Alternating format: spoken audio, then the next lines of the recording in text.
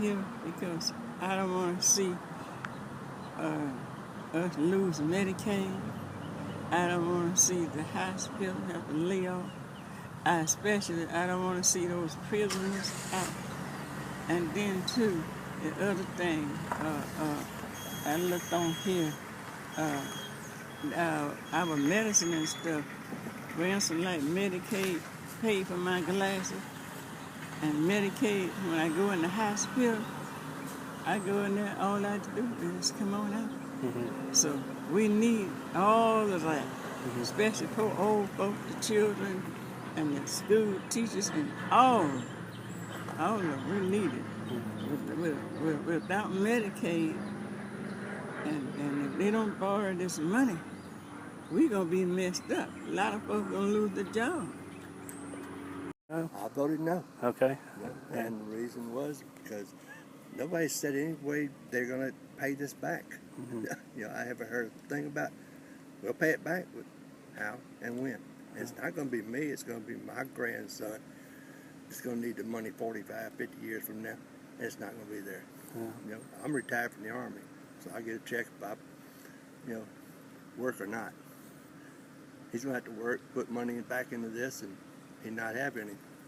I voted against it because not only is it taking money from a trust fund, which should last into perpetuity, is that the right word? Yeah.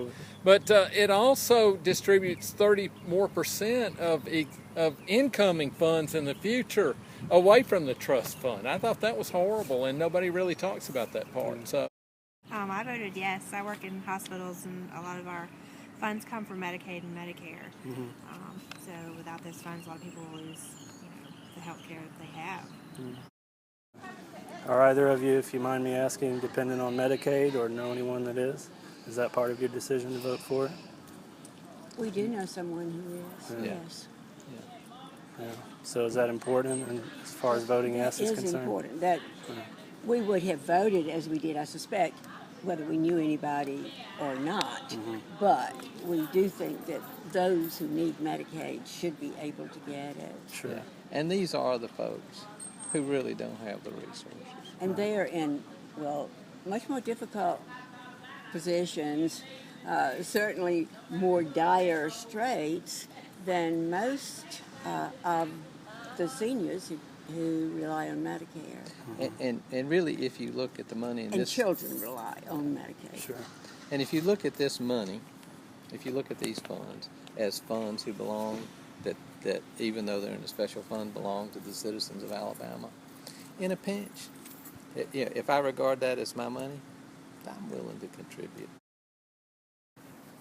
Well, I can say we need some adequate health services. Yes.